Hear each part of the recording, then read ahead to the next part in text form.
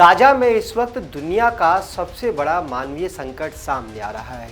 Israeli सेना ने जैसे ही एक बार फिर से गाजा के कुछ क्षेत्रों में सैन्य अभियान शुरू करने की घोषणा की, तो वहीं संयुक्त राष्ट्र संघ ने इस मसले पर अपनी चिंता व्यक्त की है।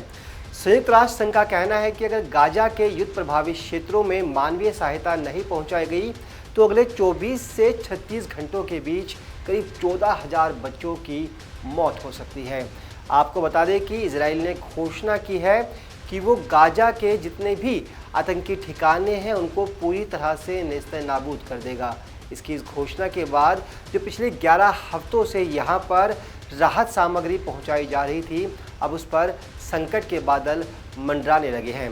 आपको दिखाते हैं क्या है संयुक्त राष्ट्र संघ की वो रिपोर्ट, जिसके बाद पूरी दुनिया का ध्यान गाजा के इस युद्ध प्रभावित क्षेत्र की ओर चला गया है।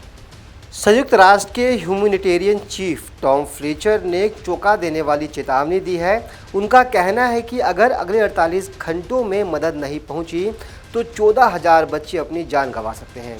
गाजा में बीते 3 महीनों से जारी इजराइल की नाकेबंदी के बाद खाद्य सामग्री, दवाइयों और पीने के पानी जैसी बुनियादी ज़रूरतें लोगों तक नहीं पहुंच पा रही है।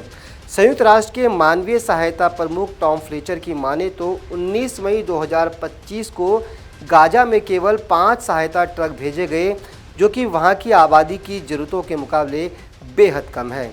उनकी माने तो मदद अभी तक ज़रूरतमंद लोगों तक सही ढंग से नहीं पहुंच पाई है। हालांकि जब टॉम फ्लेचर से पूछा गया कि 14,000 बच्चों के आंकड़ों में कितनी सच्चाई है, तो उनका कहना है कि उनकी टीम इस वक्त गाजा के युद्ध प्रभावित एरिया में है। उनकी टीम के कई लोग वहां मौजूद स्कूलों और अस्पताल का दौरा कर रहे हैं, जिसके बाद इस तरह की रिपोर्ट्स सामने आ रही है।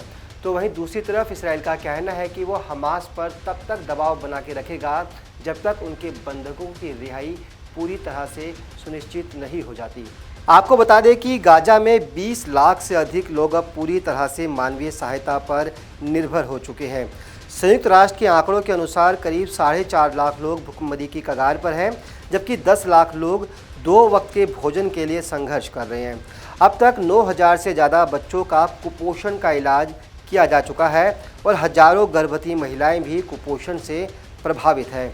हर दिन लाखों लोग एक कटोरी सूप पाने के लिए लंबी कतारों में खड़े नजर आते हैं और उनमें से अधिकतर को खाली हाथ लौटना पड़ रहा है।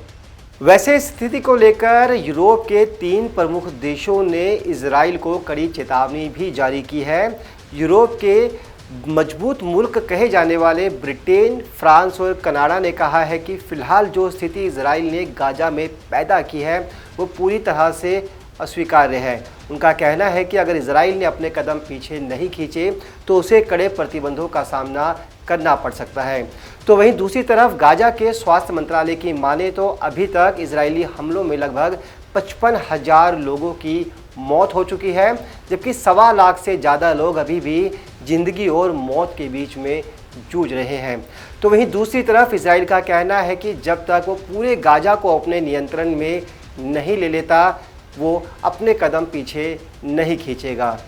हालांकि गाजा और इजराइल के बीच जारी संघर्ष में कई लोग मौत की भेंट चढ़ चुके हैं और 14,000 बच्चों के जीवन पर अब खतरा मंडराने लगा है।